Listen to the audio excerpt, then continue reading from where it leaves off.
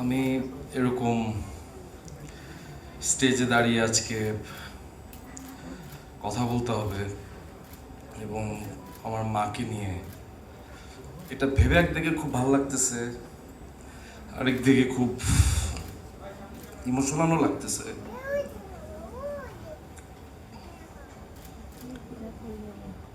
কারণ আমি ফিল করি যে আমি সারা জীবন আমার মারে খুব পেন দিয়ে আসছি আসলে। কারণ আমার জন্য আমার মা আসলে অনেক লুকায় থাকতো আর কি সবার কাছ থেকে। আমার অনেক রূপ আমি দেখছি এই জীবনে। আমি যখন প্রথম গভর্নমেন্ট ল্যাবরেটরি হাই স্কুলে ভর্তি পরীক্ষা দিই, আমি 3000 স্টুডেন্টের মধ্যে মেধা তালিকায় তৃতীয় স্থান অধিকার করে আমি গভর্নমেন্ট ল্যাবরেটরি হাই স্কুলে ভর্তি হই। আমার ইচ্ছা ছিল আমি এখানে ভর্তি হই। সেই দিন আমি আমার আনন্দের রূপ দেখছিলাম। আবার আমি একই ছেলে যখন 2009 সালে সে গভর্নমেন্ট ল্যাব স্কুল থেকে এসএসসিতে ফেল করি, তখন আমি আমার মাকে ধসে পড়তে দেখছি আমার সামনে। আমার আম্মা তখন ব্রেন স্ট্রোক করছিলেন আমার এই নিউজটা শুনে, এবং প্রায় 5 বছর আম্মা প্যারালাইজ ছিলেন। আমার বাম হাত, বাম পা এবং আমার জিহ্বা প্যারালাইজ ছিল। কথা বলতে পারতো না আম্মা। আম্মার সাথে লিখে লিখে আমার কথা বলতে হতো। আত্মীয় স্বজন থেকে আম্মা পলায় থাকতো, এলাকাবাসী থেকে পলায় থাকতো।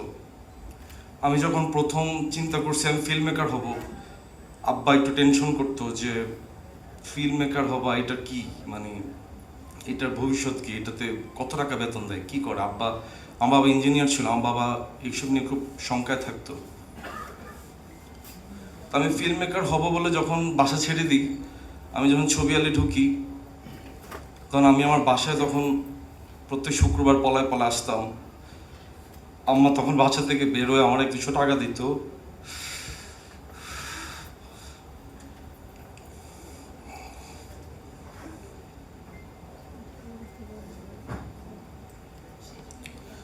আমার তখনও পলায় থাকতো, কইতো তুই বলে কি ডিরেক্টর হবি, তোর আব্বা তো এটার লাই বাসায় চিল্লাচিল্লি করে। আমার বলতাম আম্মা টেনশন নিয়েন না, ভালো কিছু করবো ইনশাল্লাহ। আজকেও আম্মা পলা থাকতে চেয়েছিল। সকালবেলা আমার জিজ্ঞেস করতেছে যে এত ক্যামেরা এখানে, কি আমি কি বলবো, আমার কি ইংলিশে কথা বলতে হইব, মানে আম্মা খুব টেনশন করতেছে সকাল থেকে।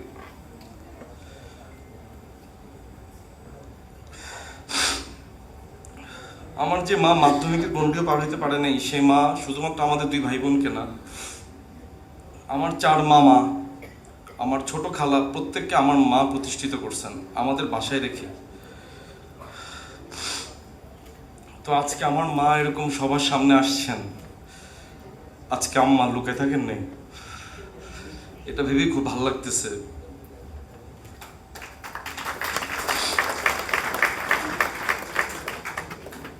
আমি খালি সবাইকে একটা কথা বলবো, শুধুমাত্র সাকসেসফুল মাই না, যারা অকৃতকার্য, পিছিয়ে পড়া, ফেল করছে জীবনে, লাইফে স্ট্রাগল করতেছে, কিছু করতে পারে নাই, তাদের মায়ের প্রতিও আমার সমবেদনা, তাদের মায়ের প্রতিও আমার সম্মান থাকবে। কারণ আমাদের সমাজটা এমন সমাজ যেখানে ফেল করলে বা সাকসেস না হইলে তাদেরকে অনেক ট্রমার ভিতর দিয়ে যাইতে হয়, যেটা আমি ফেস করছি, আমার মা ফেস করছে। সো সবার প্রতি আমার সম্মান, সমস্ত মায়েদের প্রতি আমার সম্মান। সবাই ভালো থাকবেন। আশিসদাকে অনেক ধন্যবাদ, মানে পৃথিবীর কেউ এভাবে চিন্তা করে নাই যে আমার মাকে কেউ সম্মানিত করবে। আশিসদা, আপনাকে অনেক ধন্যবাদ।